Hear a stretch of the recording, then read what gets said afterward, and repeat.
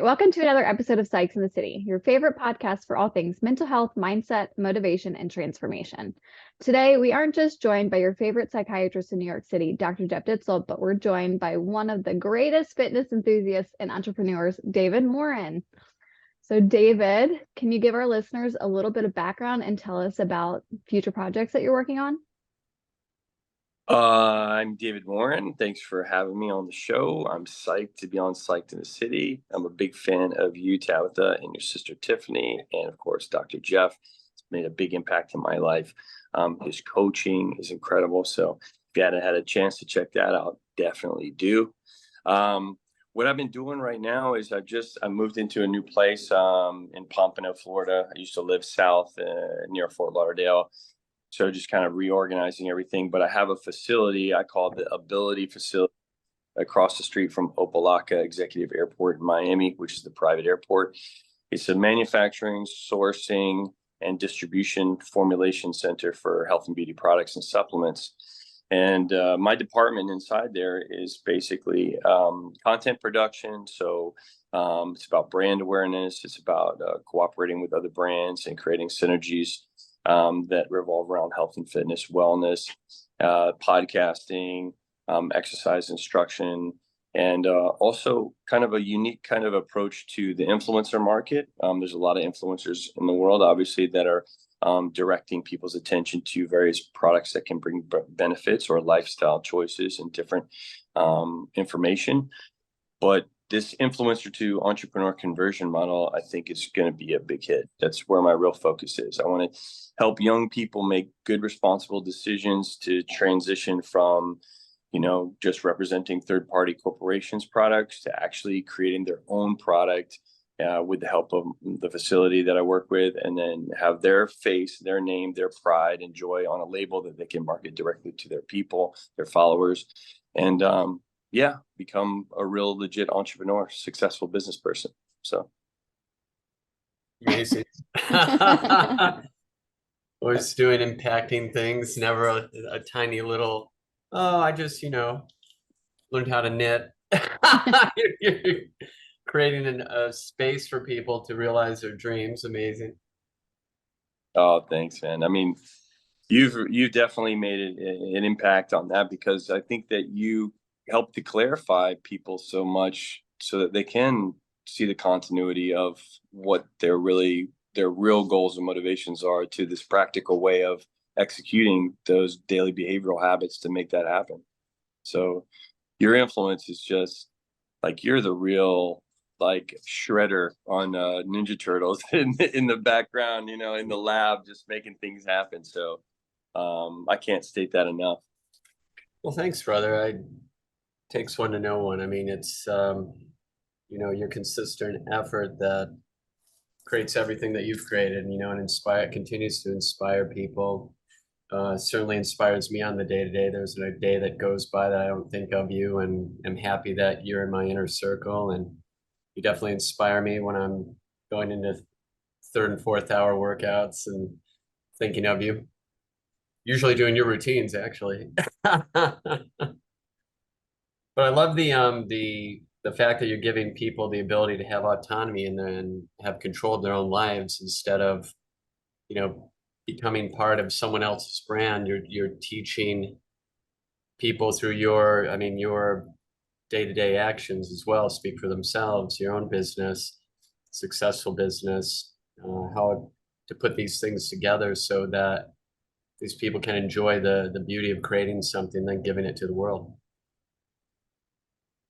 I agree. We've reached that place, I think, in human evolution where you're talking about, sovereignty. There's so many spaces to address this kind of what's happening to the human organism. But I think, if the opportunity is there for individuals to have kind of supreme sovereignty and ultimate self-reliance, like creating your own brand. Like if I was 25 years old and I had somebody say, hey, you've got 10 or 15,000 followers on Instagram, and, you do great content. Like, would you like to, partner up and, create your own, sunscreens or a hair care product or a supplement, immune booster, I would be like, whoa, really? I could have my own, product on a shelf, or, in an e-com store or an Amazon.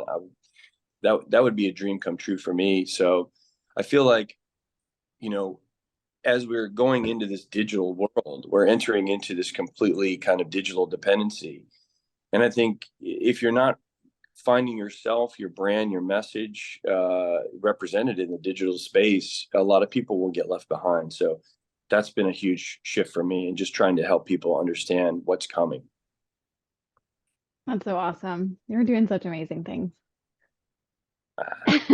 Seriously, I look into your stories every day just to see what you're up to. Like, what's David doing today?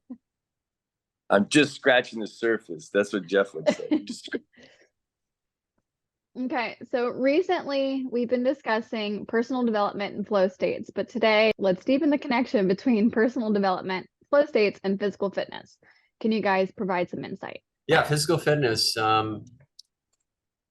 So the whole thing really on the day-to-day is, can you make the right choice? Can you make the choices consistently that over the course of time force multiply your efforts and give you a inflection point to achieve your goals? Happiness, it turns out, isn't a geolocation. It's a directional movement towards progress. And so it's not even the achievement of the goals. The goals, as you know, once we achieve something, is the many things David's achieved. What do? We set our sights on the horizon for the next obstacle. You get the house, you get the car, you get the relationship, you get whatever. We start looking for the next opportunity. And if you set a mindset up that allows you to kind of monitor this process, you can get very, very consistent with your efforts. And that consistency is what unlocks your superpowers, essentially, to be able to do something over and over and over that you've identified and prioritized as one of the things that gives you the most traction towards your goals. Really it sets up a system that allows you to basically take any idea and machine it into your schedule, and then through the power of repetition, almost like a 3D printer, out pops the thing that you're trying to achieve, and then the next one, then the next one, the next one. It's not that you aren't appreciative of the goals when they come, but you become so focused on the process that gives you all of these achievements that it becomes just a matter of time before you're going to get them, and you will get them if you put enough work and time into it. That type of focused effort has a very useful feature to it mentally and emotionally. It tends to calm the mind and focus the mind, and really is a way to unlock parts of the mind that I don't think are accessible any other way, short of very dangerous things. So physical fitness as a way of stressing the mind so that you can gain control over the deep brain and your unconscious mind is the most accessible and safest way to do it. And at least the way that David does it, the most fun, I think. So I appreciate that. Yeah. Wow, that was such a clear, concise. I love the 3D printing metaphor of just for me, it feels like it's a creative process. It's almost just like physics, it's just we are all energy, but energy requires friction, to increase in its power, and friction, like you've taught me, is like it's a neutral force, but it can be used in different ways to kind of to de-escalate flow, but also each friction in various facets of your life can be used as a means to accelerate. It's an accelerant. So I try to look at things not personally, obviously, especially when it comes to tasks that you have to be driven to do, because we all know we're emotional beings too. And when we have a preconceived emotional response to something that, we procrastinate on and we put a resistance on, we tend to just pile resistance until it becomes this, mountain of resistance. And one of the most fascinating things that training will teach you is that, you'll be surprised, how much weight you put on a bar or leg press that you could actually move, but you won't know until you put all that weight on there. And that's when you surprise yourself. And then when you take that metaphor out of the gym and you say, well, what is it that I'm piling on psychologically that I feel like I can't move? Yeah. And let's start moving that. So that's why the physical practice right in the beginning of the day is so important. It's a game of forgetting and remembering, really. And that's one of the beautiful things about having such a great tribe like we do, is we remind each other why we're doing this. And it's lonely on that path. Like if you have another kindred spirit who's walking the walk that you are, not only is it fun to compare notes, but along the way you can encourage each other and kind of keep each other moving forward with momentum. But your example of the obstacles of life becoming the resistance, that is akin to the resistance when you are using resistance training, I think is really helpful, because when we wake up each morning, we got to kind of remember how this whole thing works. And if you start with a physical practice that you do, not just to stay fit, though that does happen if you follow what David tells you to do. Do what David tells you to do. You're going to be fine. That's what I tell people, right? But if you use that process to basically access parts of your mind and release performance neurochemistry, use it to, in a controlled and benevolent environment, stress the mind. And then once stressed, you can take control over it and begin to unleash a tsunami of neurochemicals that are the very same neurochemicals that, we use in psychiatry with the medications, but just better curated by the brain being the ultimate mixologist of this neurochemistry. And if you can at will harness this essentially a tsunami of performance neurochemistry and unleash it to basically power yourself up through your day, then you can take into your day the ability to overcome the obstacles, which are largely cognitive, right? They're mental obstacles throughout our day that we're trying to figure things out and get things done. And use the flow cycles to actually put yourself in a high performance state so that you can obliterate the targets in front of you, that you've taken the time to actually strategize the evening before, when you're in a better state of mind than when you're executing, and just basically show up and just slip into flow state and let that power you right through your day and right through the achievement of those tasks over and over and over. Yeah. And that's when you lay out that conceptually, and then maybe the next step is kind of like, let's say, and everybody's been in places where you've kind of struggled there, right? Struggled to execute. And then so maybe, you would find like journaling could have some utility there. So then you've kind of like another level of accountability where you're like, you've mapped out your strategy. And just like you've stated, like, there's these resistance factors. You're going to start off with this commitment to yourself first thing in the morning. And then I'm just going to start small. I don't have to start with insurmountable kind of tasks. I just start with a 10, 15, minute kind of, full body, breath integration with body movement to just initiate this kind of like, all right, I'm getting momentum now. And then like, people think that it's so much more, and they underestimate the energy produced from just that and the utility you can get from that you can just harness and then insert into your day and then create that flow. Is like that right there. If you could put it in a bottle and just have that as a prescription, but you can. It's called. We do. Right. And it could be even a conversation. That's the thing. It's like, I think humans are so used to, maybe it's just an evolutionary kind of thing where we very specifically categorize everything. Maybe it's from the plant kingdom, or maybe it's just so that we didn't step on things that killed us or ate things that killed us. But we're very label oriented, and when it comes to just, you know, achievement, I'm feeling like less and less labels that are involved, the more and more I just identify what the energy is here.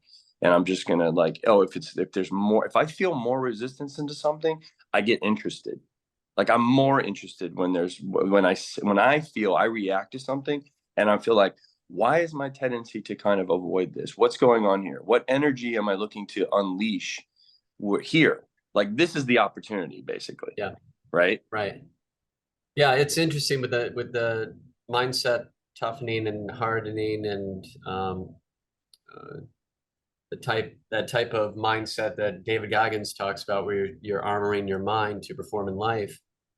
The idea that you no longer have to be a captive of your emotions. You don't have to worry whether you want to do something or not anymore as a component of your thought process. You just simply do.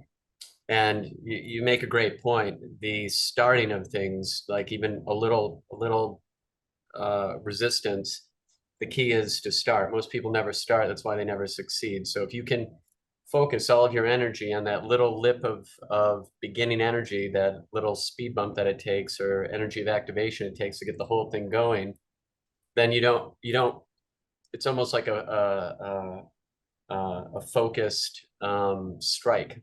You put all of your energy into just beginning, and then the rest takes care of itself. That's the beauty of your HIIT routines. As I tell people, it's got all the answers to the prohibitions that your mind's going to have to do, not do a HIIT routine, right, at the end of the day or whenever you do it. So, matter of fact, we were having that conversation in the office. Remember, about an hour and a half, we were talking about at the end of the day how the mind just gives up, and then we got done talking. You go, yeah, so why don't we do a HIIT routine? I was like, oh, I don't know. That was totally prompted by you. I knew it was coming. There was this awkward silence. It was like 8 o'clock, and I was like, "Are we gonna go without doing some training?" And then boom. So it's funny, you know, Yeah. you have that moment of realization, which really has become the template in my head. That little short interaction. Whenever I conceptualize, like, okay, start, that habit of ferocity has really come from that conversation, realizing it's that moment of where your intellectual understanding of something becomes wisdom. Like you just understand that's how the world works. So it's just starting. So the key to a HIIT routine, 20-minute HIIT routine, is get on the floor, just start. And that resistance that you feel, it's interesting because as you're on this path of performance, that feeling, that friction point of, oh, I don't want to do it, it's almost like a red cape to a bull. You develop this tendency to engage. And I think what happens is there becomes a positive feedback loop. It's operant conditioning.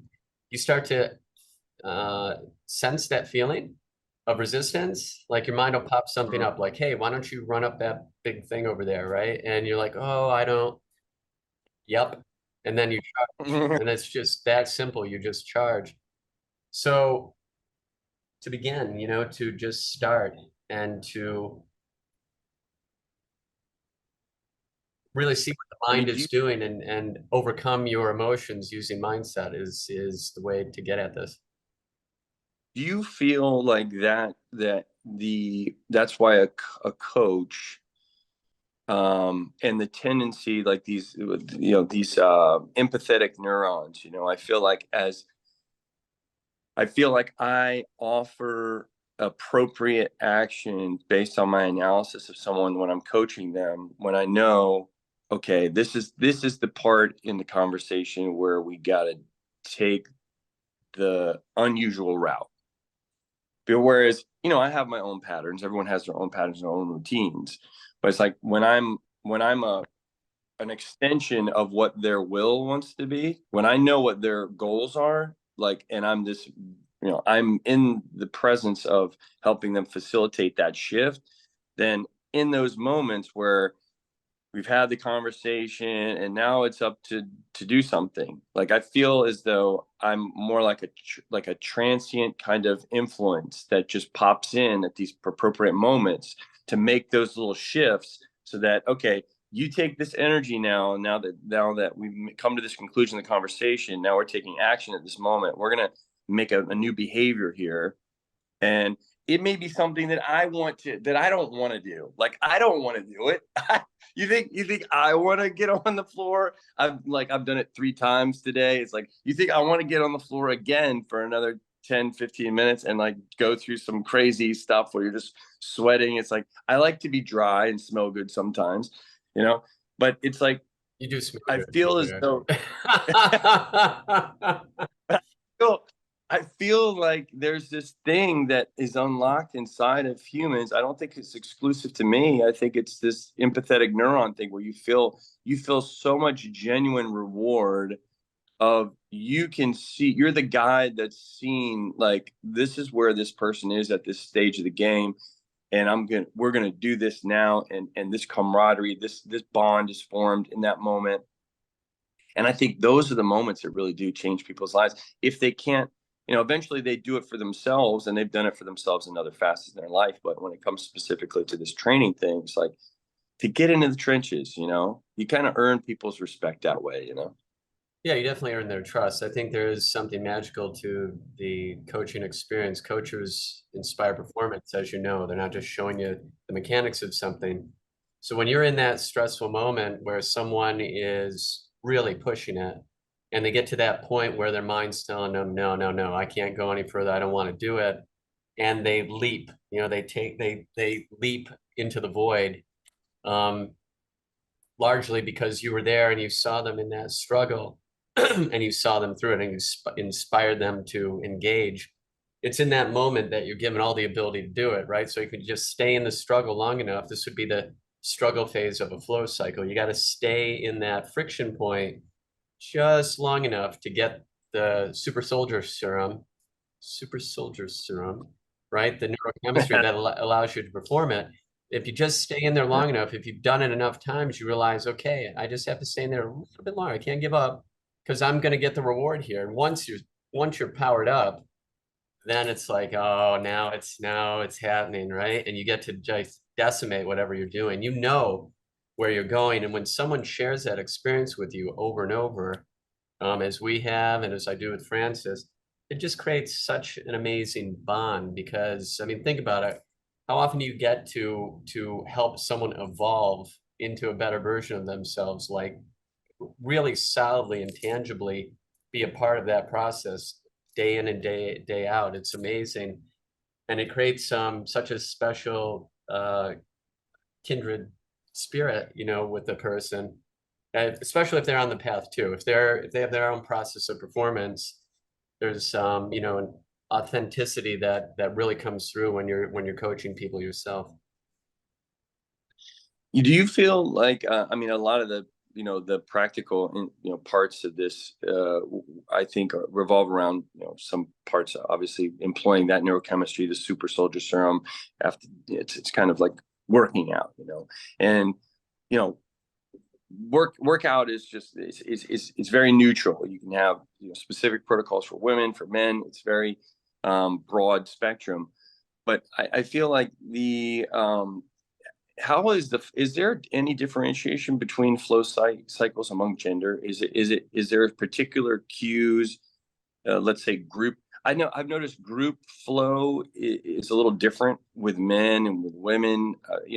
Just some of the distinguishing things, like, because I would like to be able to extend more of this to some of the female followers, that maybe want coaching. So, what's your opinion? I haven't thought of it that way before. I don't know. I'll just say I don't know. I know that men, just like women, are able to find flow states, and our neurobiology allows us to basically hack and align with our own neurochemistry and neuroanatomy to perform at super high levels. And I don't know if there's a gender difference in that, but I guess more the hopeful message is it doesn't matter, man or woman, we all have the ability to do this. It's just a matter of learning how to utilize what we have to evolve. And it really is an evolution. It changes who you are. It changes how you look at things. It changes how you think about things. The obstacles of life now are just opportunities to overcome something and to perform. And so you really start to take things on in a whole different way, where most people are running from things that scare them or that frustrate them. You see it as a guidepost that you're heading in the right direction. And so the things that generally uh, have people running the other way are the things that you use that you feed upon, that your mindset feeds upon to push yourself forward. So fear loses its, power over you.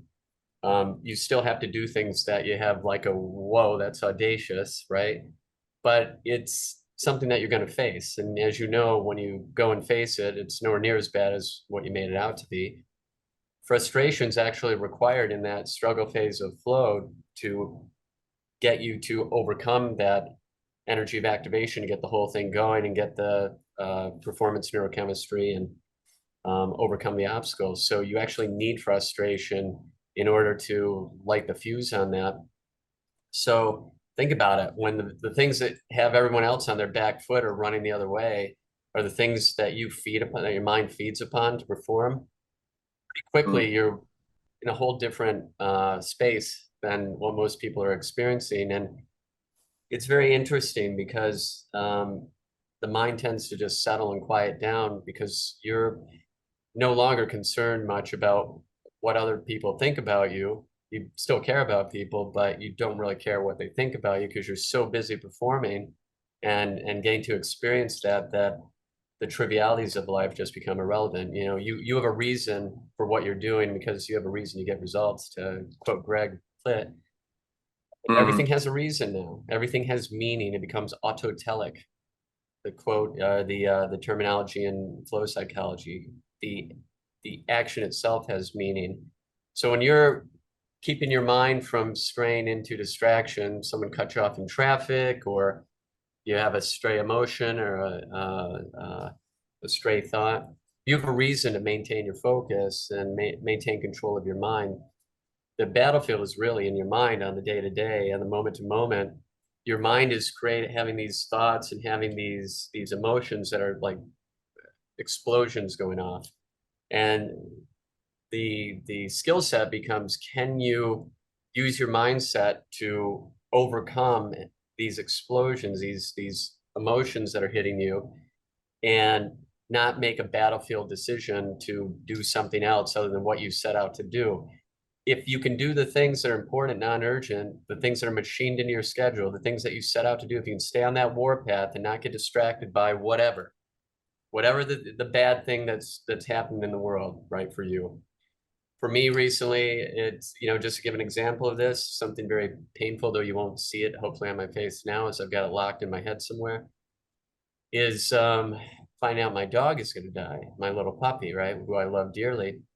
So the reason I could talk about that and I will, because it's an example of what is possible, not what's possible for me, but what's possible for us.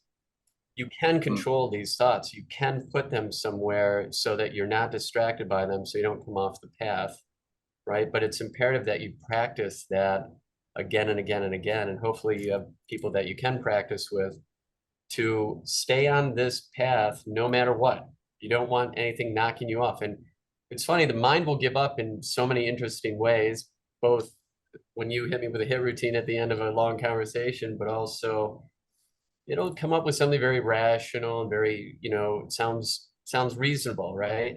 Oh, you just had this thing. I mean, it makes perfect sense. One could see where you wouldn't go do this thing or that thing. I mean, let yourself off the hook, give yourself a little bit more rest, blah, blah, blah. No, wrong answer. You gotta even more so focus on the targets and complete the task. And if you do, at the end of the day, you've strengthened your mind, you've armored your mind, and you can realize your capacities, which are vast. And kind of a cool thing, even if you are alone most of the time, part of your brain starts to unlock and give you tools. It'll give you guidance, gifts, and goals. It'll tell you what to do next. Mine's always telling me what to do next. It's like, hey, run up that thing, and now run down it. Now pick something up. Now put it down. Right? It's constantly giving me goals. And there's scary goals. You know, for me, there's things that I can't do as far as my personality, like who I am. Jeff Ditzell can't do 1,000 crunches in a row or 600 push-ups in a row. My biology can do it though. So, you know, it becomes a very, very interesting and fun way of going through life where you're basically performing at high levels. So not to ring your own bell or show people what you're capable of, but to show them what they're capable of. Right. So the way to 1,000 crunches or 600 push-ups is basically this formula. And you just follow the formula. And if you put the inputs in, you're going to get the output to perform the task. And I think that's really an important message. It's not a bunch of vagary and, you know, self-help jargon. And, you know, if you hit the right number Yes. of, if I drink a gallon of water and I, you know, do this and get, you know, it's not a bunch of hacks to find a shortcut to get this goal. Right. It's a process that it's an infinite game. You're always improving this process. And once you understand that, it really makes accessible others who've gone this path and what they were actually doing. For instance, Tabatha and I have just started going into Tim Grover's books, Relentless and Winning, and really the mindset of like Michael Jordan and Kobe Bryant. And when you understand at a fundamental level what they were actually doing to build this mindset, this winning mindset, it's amazing for all the accomplishments those human beings had. If I were to talk to, say, Kobe, if I had the pleasure of talking to Kobe Bryant, you know, I would have said to him, you know, of all these amazing things you've done, the mindset that you create is so compelling and so amazing. I'm so happy that someone actually did this, can speak to it, and then, you know, walks the walk every day and was continuing that even in his death and beyond his death. Oh yeah. Yeah. I mean, that you know, if we could shift gears, I think we've focused on the solution for, and maybe you would agree, I'm not sure, but, you know, just environment dictates gene expression. It dictates, you know, so much of the you know, malignancies in our society, but yet there's a lot of malformed behavioral kind of program. But so I was addressing the whole, you know, the mental health crisis, you know, like how the environment is just, you know, it's creating people that, you know, isolating people, COVID, you know, all of these problematic environments that people have had to adjust to. And it's, you know, this is mental gymnastics. And I think what I've been concerned with, because, you know, I've done my fair share of psychedelics, is I'm concerned with that kind of mentality that you brought up, which comes to, you know, I become very intellectually, you know, giving to myself with these rational thoughts of just, you know, I don't have to do that. And, you know, here's a plausible reason why I shouldn't do that. And, you know, of course I need more rest. And why, you know, the excuses get a elaborate vernacular, you know, and it's like, it sounds good.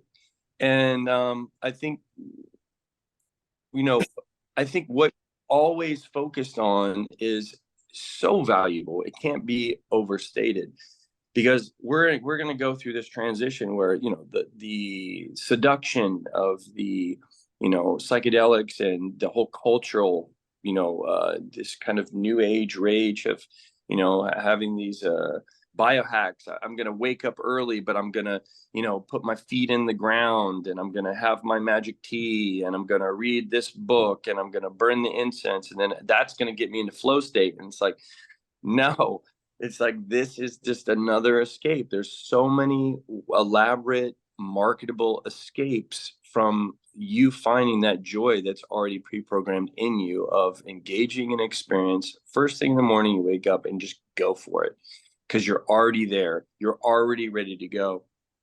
and I have been an advocate for biohacking and all this stuff. And it's like, come on. It's like at the end of the day, you will always want to initiate the fastest path to flow state.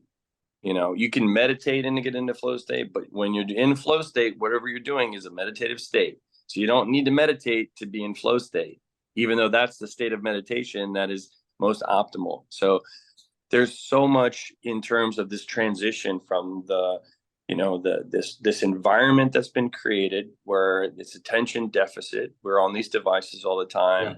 We're not connecting to each other with deep empathy and presence.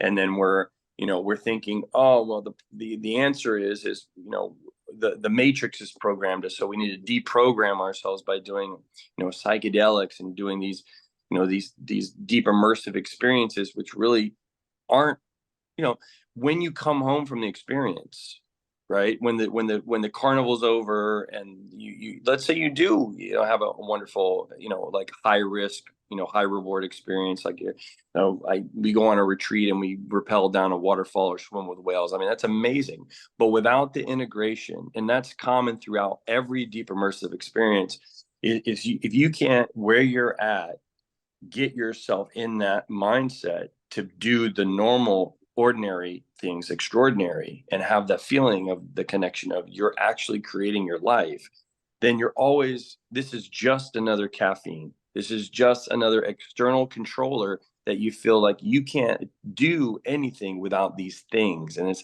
not the case at all, is it, Doc? No. Nailed it. Yeah, you're right. I mean, those experiences, amazing experiences, right? But if you can't get the idea that this is replicable in your life on the day-to-day at larger and smaller scales, and then develop a resilience and a desire to pursue it, like to just go after that, then it's just a one-off, distraction, and it's a difficult time in the world with all the distractions that are going on, and people are becoming more and more distracted, and even celebrating that like that's a good thing.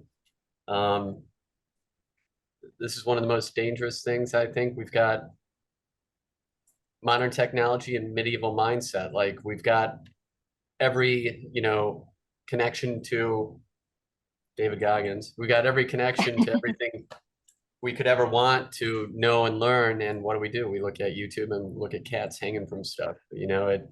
It's amazing the level of distraction that we're constantly in. And, as you're talking about these peak experiences, like swim with whales and jumping off waterfalls, or Wednesday for David Morin. Just another Wednesday, just swimming with whales and jumping off waterfalls. The amount of distraction that comes with these phones is just incredible. I mean, people are, what it reminds me of is walking around New York City nowadays with people in their phones. It reminds me back in the day when you'd see the people with methadone or heroin on the streets, and they're kind of like slumped over, like they're still standing, but they're like folded over because they're just gone. That's what it's like. And it's the same dopamine pathways, and it's constant stimulation to the point where, the baseline dopamine gets so depleted that people are just kind of burnt out, and they don't want to do these lower reward system activities that are the things that actually get you towards achievement, because like reading and things like that, because it's not constant dopamine readiness from all of these devices and all of these distracting things like social media and streaming and all that stuff. So to even become aware of that and then implement it in your life, I think the point you're making is, if you can't operationalize any of this stuff, if you can't process it and go, okay, the thing to take from this experience is that these things are possible, and then use them to leverage more capacity and more performance, it's a waste. To me, it's a waste. I was just going to say, if you could stand, like go 2000 years ago, and like I could see Jeff like as a time traveler, and Jeff was a time traveler, and he would show up in his like Greco-Roman stuff, and he would go, Caesar, Caesar. I've come to inform you that in the future, even though you're the leader of the world now, that you will only be a salad, and others will have complete control over all humanity. All humans will be slaves to the looking glass. I'd just be happy to pull off that accent. I'm sure I'd be wearing the same black getup though. You go, come on, Caesar, it's time. You know, we've got some hit training to do. Let's do this. Black toga.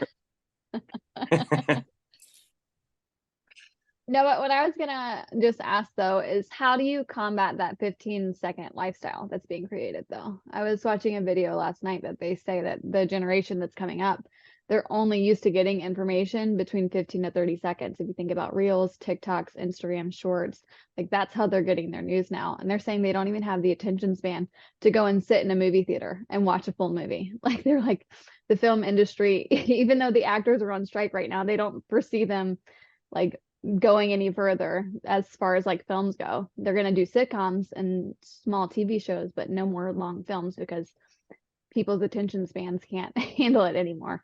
And so it's just like I guess what's the advice to like combat that?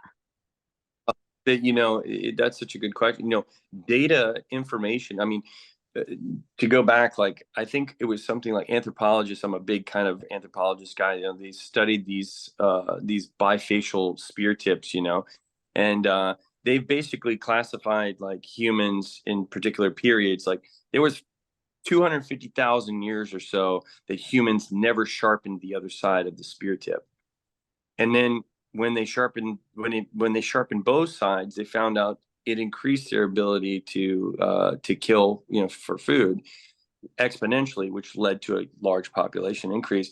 And I'm like, that little bit of information changed everything, but it took 250,000 years for that to happen. Well, in today's world, all the information about so many topics is compressed into 15 seconds, and it's so intense. Like if you do a tech break, if you go off your phone for like a week and you just say, look, you know, send me emails, I'll check my emails, but I'm not gonna be on my phone.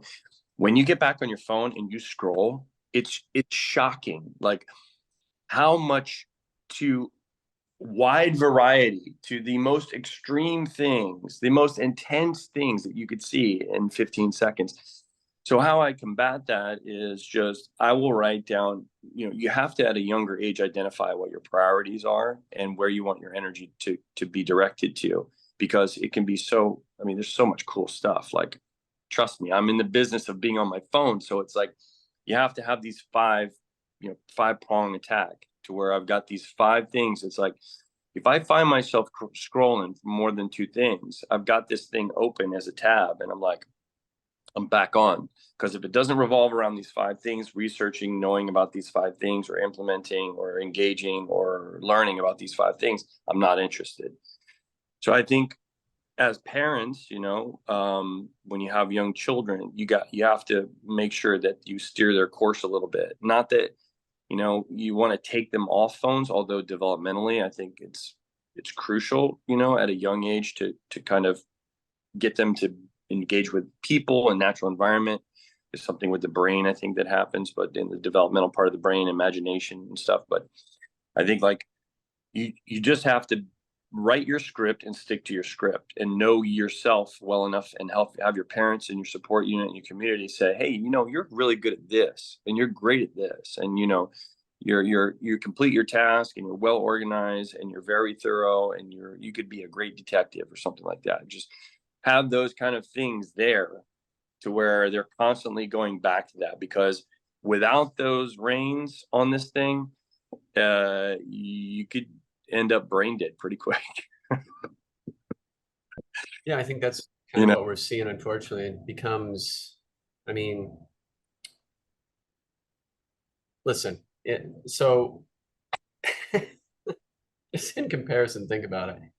So here we are trying to figure out how to laser focus our attention to decimate targets on a warpath that you basically scream up day to day.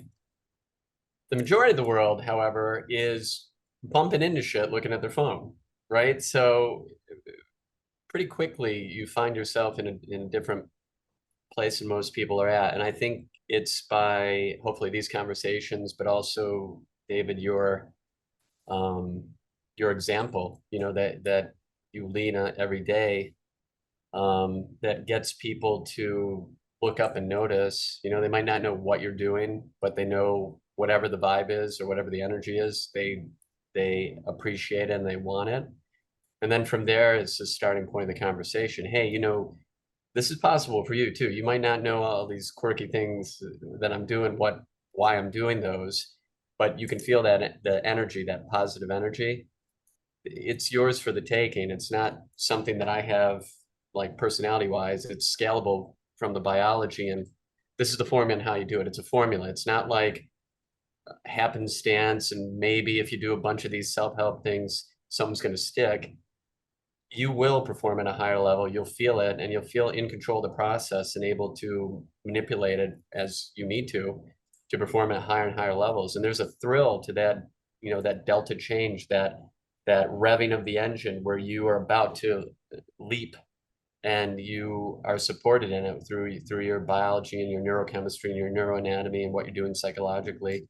And it's a formula. It's just like, do these things, think about things, learn how to think about things, and it will support you. Or don't, and you're just kind of bumbling about, and you're not using your biology to actually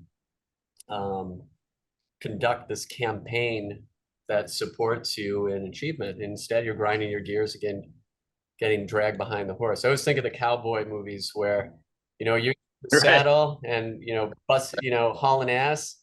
Or the other way is one of those cowboys who got somebody upset and they tie his foot to the saddle horn and he gets dragged behind it. You can either get dragged behind it or you can get up in the saddle. And I think for people who are getting dragged behind it and just feel like they're, just getting ground down, the help that we can give in like going, hey, that looks painful. Maybe consider doing it another way. And if you want, I can tell you exactly the things you need to do, not these big esoteric things like go do yoga, learn to meditate. People might not know how to do those things or even begin to put that in place. But if you show them exactly, here's what you do on the moment to moment, the day to day. You don't need me to do this, though. I can help coach you and get your mindset going so that you learn how to think about things. And then put the process in place, and hopefully you have a bunch of like-minded humans that are part of your tribe who can inspire your performance through what they're doing. You can begin to surround yourself with people better than yourself, which I've done, and it's worked really well.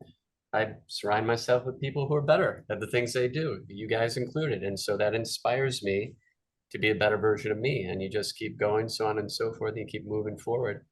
And it's fun. You'll know because the energy's right. Like it's not a subtle thing. If you're on this path, you feel like you're in the pocket. You can feel the structure of your life, and you have a way to control the outcome pretty much, which is a revelation, I think. Yeah, you can definitely make a greater distinction of between, how it feels to just give up on what you're supposed to do today versus how it really feels to be in the saddle. I think today's, the contemporary, especially in the consumer market, using these phones and just, constant inundation with information and constant engagement with, companies just trying to market to you. I think the consumer mindset, when that's kind of sat down, the person being dragged by the horse, and then you're like, no, like this is actually, this thing is the greatest tool I can use to create as well. It can also be a device, but it can also be a very powerful medium to communicate, all of the things that I'm passionate about, that I've done the work on, and as a coaching tool, as just, cutting through all that nonsense to get to the real utility of message of just, this is a simple, biological thing that if you just put this in, your brain's going to react this way, and then you're never going to not want more of this. Right. This is what Yeah, is, that's helpful. That's helpful.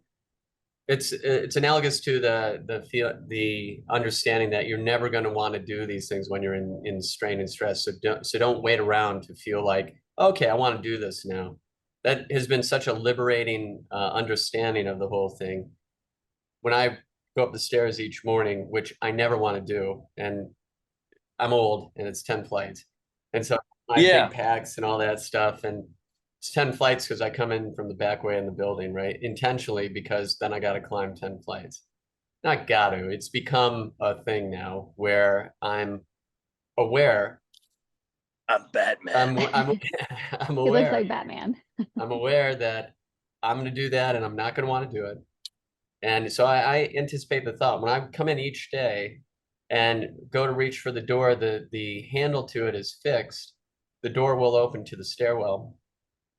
But I know as soon as I touch that handle to the door, it's fixed. And my mind every single time will go, oh, it's locked. You don't have to go in. Even though I know the door is going to open, every single time that thought's there. And I'm like, yep, I anticipated you. You didn't surprise me. I'm not on my back foot. I know what to do. And that's start. And so basically waiting around as I'm going up those stairs, by the second flight, my legs are already, this sucks. Yeah. And I expect it. And I'm not waiting around to want to do it. Matter of fact, I'm never going to want to do it. I never want to do it. I never, during the course of it, I'm like, oh, this is great. But at the end, as Greg Plitt said, right? You don't remember the pain, you remember the pride. You are done with it. You armored your mind for no other purpose. I do that. I don't do it for cardiovascular reasons. I do it because I don't want to do it. And so when you take that bit out of your thinking process and your doing process, and you no longer distracted by the idea of I feel like doing it or not, or I'm motivated or not, which look, it's great when motivation's there. There's nothing wrong with being motivated, but some days you're not. And so if you show up on a day that you don't happen to be intrinsically motivated, to be able to bypass that and go, well, that's irrelevant. Cool, if it's there, then I'll use it. But if it's not, that's okay, we're doing it anyway. That gets rid of all of the conversation, all the argument that you have from that point. If you haven't decided that gets bled out as energy. It's the indecision, it's the back and forth that all the energy gets bled out instead of just starting and putting all the effort in that one little point of beginning. And once you realize that, it's like, oh my God. So the whole thing to this is just start. Or if you've started, show up the next day and start again. And all the energy, I mean, it's a huge amount of energy. You said the energy neither created nor destroyed, right? But you can get it back, and so if it's being dissipated, you can take all that energy. And then if you're deploying it in these starting points throughout your day, not thinking about the entirety of the day, just start. The key to getting up and, train with a Mr. Olympia each morning at like, dark 30 is simply get on your feet. That's all I'm thinking. I'm not thinking about the workout. I'm not thinking about, Francis. I'm not thinking about what I got to do for the day. I'm just thinking, get on your feet. Once you're on your feet, it's like being on roller skates at the top of a hill. There's nothing else to do at 4 a.m. than go work out. So off you go. And like Greg would say, it's that EKG of life, and it goes down before it goes up. And on those days where you don't really want to do it, like you said, that once you have accepted the reality that you're going to do it, that because you felt that added resistance of the conditions are not ideal, the appropriation of the energy on the other side is even a greater sense of accomplishment and joy, and like you said, bulletproofing your mind. Because if anybody out here follows like just stocks, or if you follow any kind of logarithmic graphing of any kind of assets, it always takes a dip before it shoots up. And that's how you got to see your life. You already know that that's who we are on a graph. And when you're in that dip position, you've got to say, like, I'm on this graph. Am I just going to sink down? No, I'm not going to sink down. My value is not going to go down today at this particular moment. And if it is going to go down, that's because I chose to have it go down. So in that moment where you're dipping, you could just automatically just shift and be on a greater feeling of productivity than ever. And then who knows what gets unleashed in that moment when all that energy is utilized, because that's another, rock on the road that you've scaled to where pretty soon you're on the summit and you're like, man, I can see the whole picture now. I can see what my whole life can be like from this vantage point. And having those moments to be able to have the clarity to see what your life can be like because you're just employing this mindset and just executing on it is probably the most valuable thing that you can help someone see and achieve, Yeah, it reminds me of the little YouTube video that I sent you with Jamie Wheel, who was co-author with Stephen Kotler in Stealing Fire and maybe some other things too, but someone just pointed that out to me because I was like, wow, the guy really knows what he's talking about. And one of the flow coaches was like, yeah, he wrote the book with Stephen. It's like, no wonder he really knows his stuff, that guy, right? So artistic. But the thing that he talked about in that little blurb I sent you was essentially that once you understand this process of using flow and how to get into it, that your mind starts to hunger, starts to really get a taste for it. And there's an inflection point where you're putting in information at an exponentially advanced rate to give yourself more leverage. And there's almost, you almost feel responsibility to do it. Let's see how far you can take things. But it becomes a very interesting tipping point where, for instance, when I did the first modules for the flow training, the first set of modules for the Flow Recovery Network is From Zero to Dangerous, and that teaches you how to unleash flow in your life and how to avoid the blockers and use the intrinsic motivators and things like that, the triggers to get into flow state, or what a flow state even is. The next, that took me roughly, it was self-directed learning, and so kind of like in a hobby-esque way.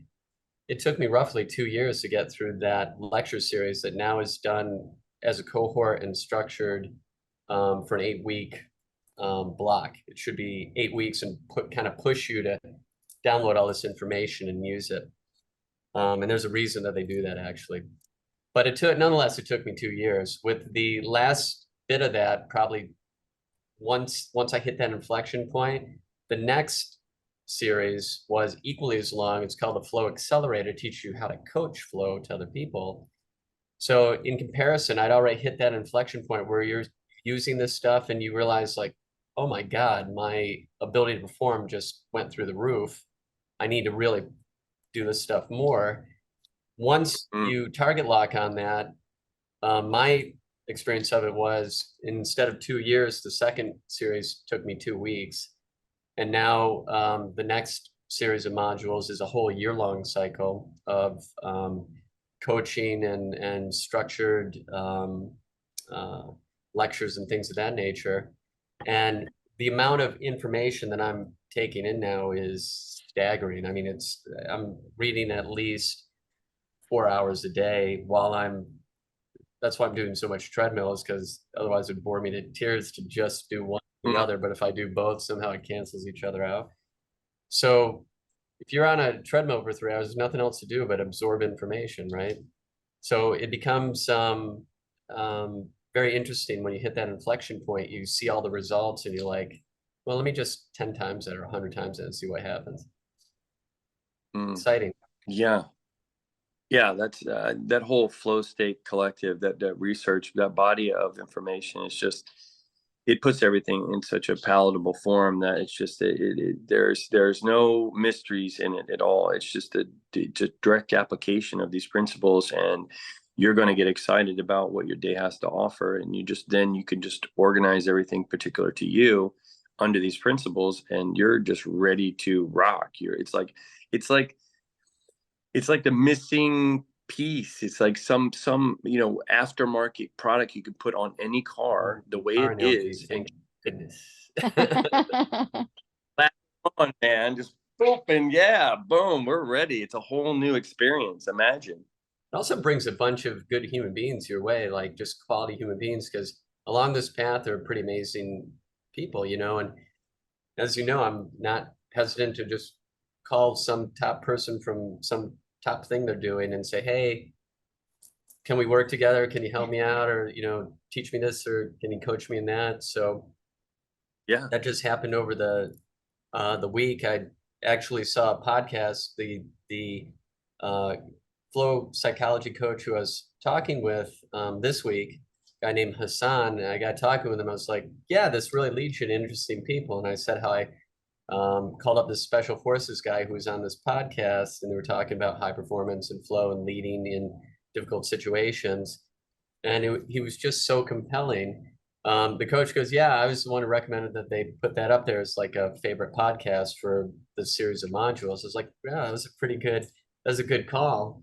They said, yeah, the guy who did the podcast, whose name I still can't remember, unfortunately, but is quite famous. The guest was the special forces guy. And so I called him up after watching this, and he's going to coach me in executive mindset or performance-based mindset. And so now I've got, this great human being who, much like the way that you and I met, it was just because I was on a path. I came along, Greg Plitt's stuff, mostly motivational talk and all that. It sounded a lot like flow state to me. I came across you through that, and I was like, wow, this guy is amazing. And then just simply reached out, and then we were working together. Yeah, that's great, Jeff. I'm excited to see what your synergies together will yield in that relationship. And that's the thing too. It's always about, like, I was very kind of skittish about, when you're on that lonely road, I mean, you pointed it out earlier. It's sometimes you feel like you've got to go it alone. You can't rely on anybody else. And, these are places that you've got to, do the digging in your soul when no one else is around. It's when no one's around is where you're going to find those things. And while that might be true, for you to be able, for me to be able to coach people or talk to people or make an impact, I mean, I have to be able to use the skills to connect to people more, and use those social skills, and really use my active listening skills, and really connect, and find that. I think flow state is contagious. These group flow state sessions is just you getting into a conversation. You call it flow state training, but really it's just a very immersive, deep, connected conversation where there's transmission of energies. And I've noticed I've inherited gifts from you just from conversations. I mean, there'll be things that I'll pick up from you that we'll just spend time together for a day, and then I'll go home, and it's like, oh, here's another, notch in the belt. And I'm like, I got that because I was in the presence of someone that was already in practice of this, that this energy was already part of this person's everyday routine, and just naturally occurred. That, and martial artists know this, martial artists, in the martial arts world, you'll see a 15-second clip of like some poor unfortunate soul getting slammed by the teacher, right? But that was me. The reality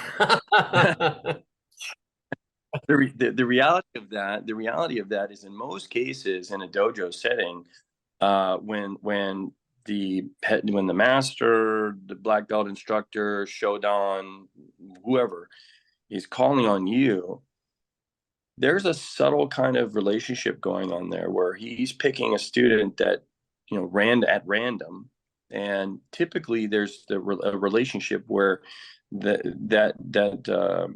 they call in Japanese, it's called the uki. Be a good uki. Well, a good uki is a person who is willing to take the fall for the sake of the class.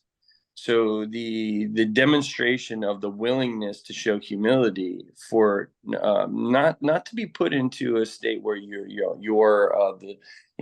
the subordinate, or you're the quote unquote bitch, or you're the punching dummy, or all those things. It's that your willingness to take it on the chin, so that everyone can see the technique displayed properly.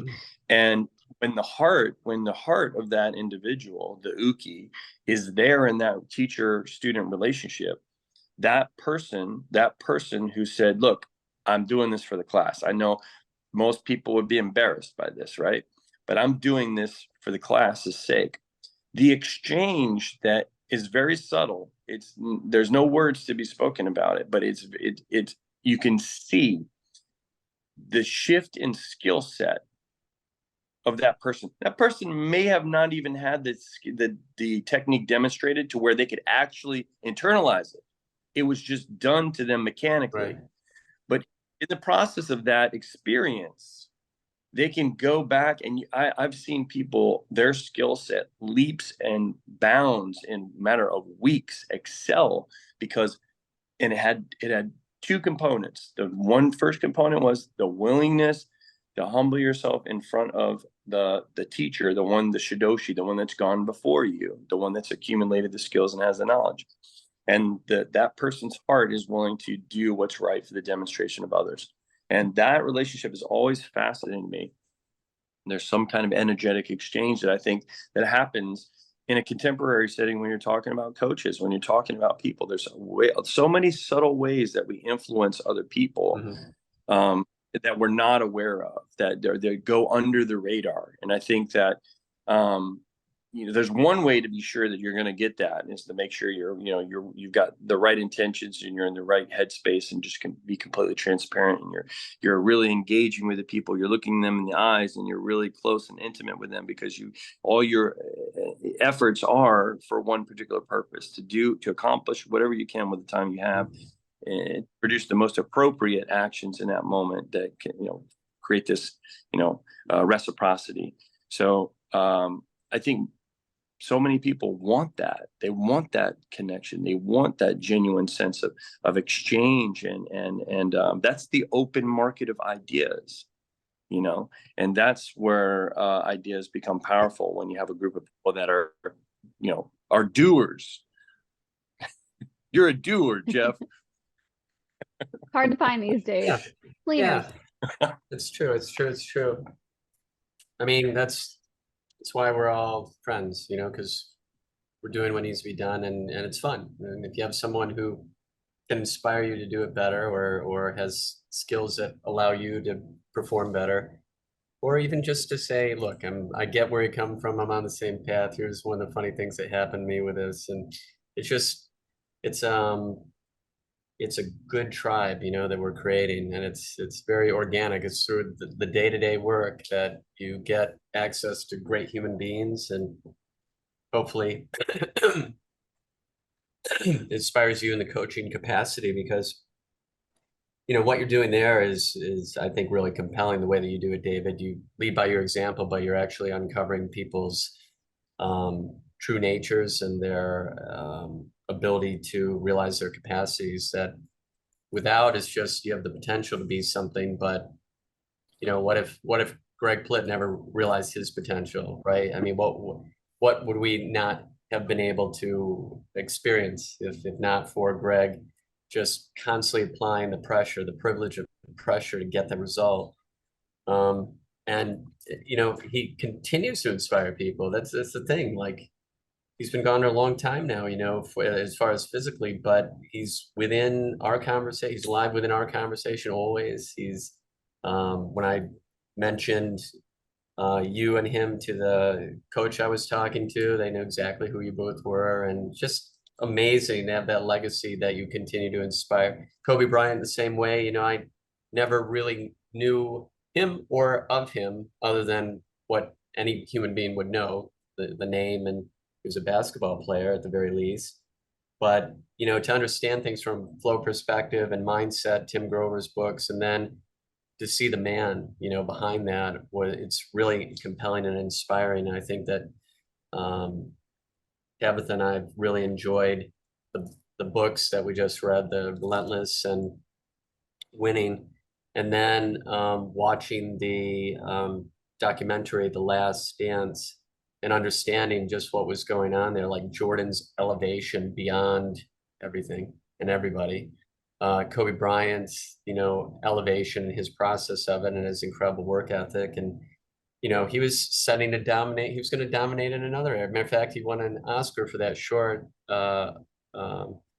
animation, Dear Basketball. I mean, I was like all misty and shit in here as I'm between patients looking at this thing, and I'm just like, whoa. Thinking of his daughter. I'm getting on, like, looking up the games. He was coaching his daughter's basketball team, and I'm like, man, this cat was about to just take over the universe. He was. Yeah. Yeah, I think there's a critical velocity, right? There's something that I'm not quite aware of, but there's certain processes where certain people are just like, yep, we've accomplished what we need to, and just poop, it's my time. Yeah, I guess Yeah. I thought of it in the Greg sense too. Like, if you're burning that hot, I don't know. It seems as if the powers that be say, well, okay, we gotta take you out the game. You only got. Yeah. Yeah, I told you that. So Sadiq and Greg were filming a particular scene in Perfect Physique where he just taken, it was a 22-hour flight from Australia direct to LA, and then went from LA to Phoenix, where the set of the Perfect Physique was being filmed. And he just got, I had a few Red Bulls because I know he just drinks those like, constantly. So I had a couple of Red Bulls. I knew he was going to be, a little groggish. But he got in, he put his suitcase down. I gave him Red Bull. I was like, "What's up, man? How you doing? How you feeling?" He was like, "Never better." And it was just, like, no question.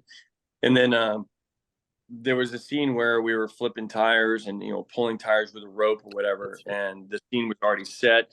And they filmed Sadiq, and everything was fine. We did a couple takes of Sadiq, then I stepped into frame. They did a couple takes of me, and everything was fine. Everything was in focus. Lighting was perfect.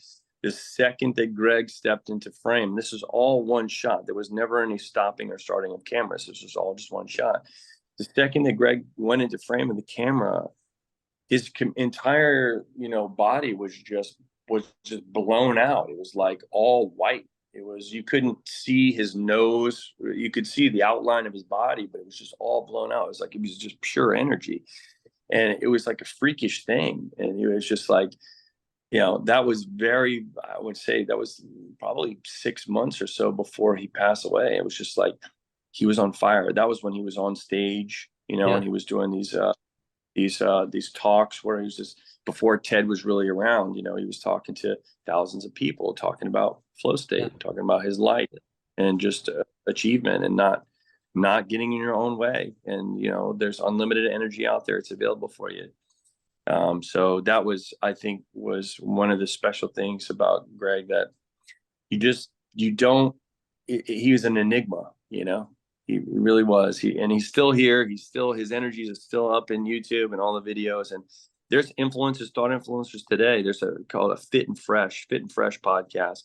That guy has done so well. He's got millions and millions of views and followers now. He's like almost like a young Joe Rogan type, but he's more on the workout side and flow state and motivation. And he had one podcast where he was just like, Greg Plitt, he just waxed poetic about Greg for like at least 30-40 minutes on an hour-long podcast. It was just all about Greg, just really showed him everything that he has working, basically gave him the template. So yeah, man, never honor Greg enough.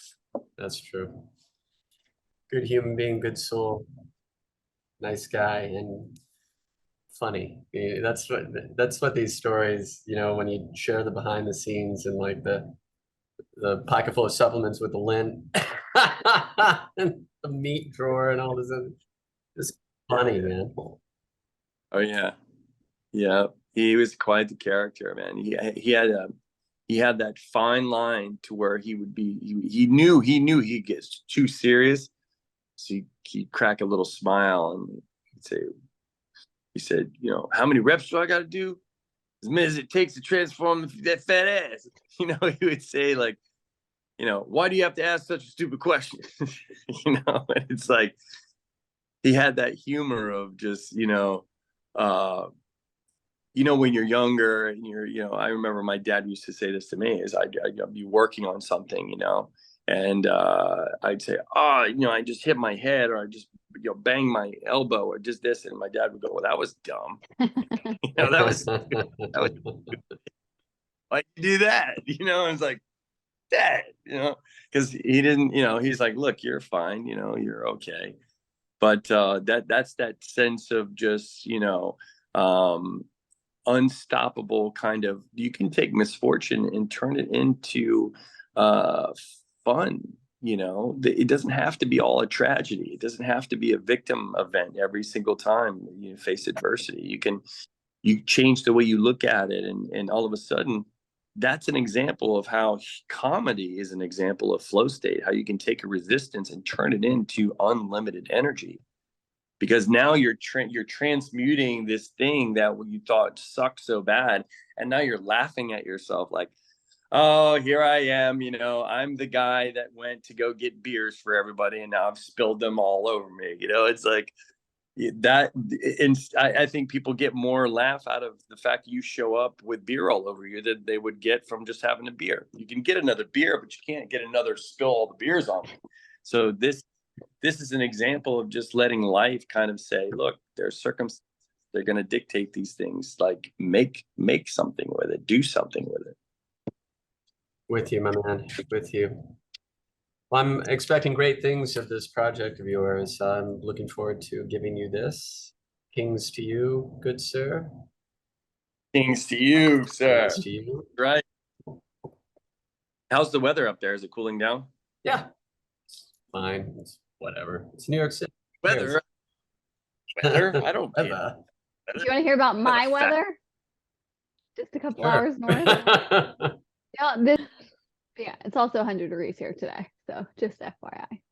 Hey, yeah, go for a run. Like Goggins says, when, things aren't, when stuff says no, don't do it, you should do it. The most unhospitable things. You'll run into Goggins out there running, I'm sure, if you take a jog. I played pickleball in the 100-degree weather, so it's kind of Goggins the same would thing. kill at pickleball. You don't know me, son? You don't know pickleball. I'm going to put you in a pickle, son. All right, guys. Well, we should do this more often. Absolutely. Yep. But David, really quick, tell everybody how they can connect with you. Okay, so you can find me on social media, Instagram at Get Morin, Twitter at Get Morin, Facebook at Get Morin. You can also check out my respiratory enhancement product. It's called Get Flow 2. That's FLO2. It's Get Flow 2. And that's going to help you breathe better and train better and feel better. But what about your new podcast? Ooh. Okay, yes, the Peak Potential Podcast.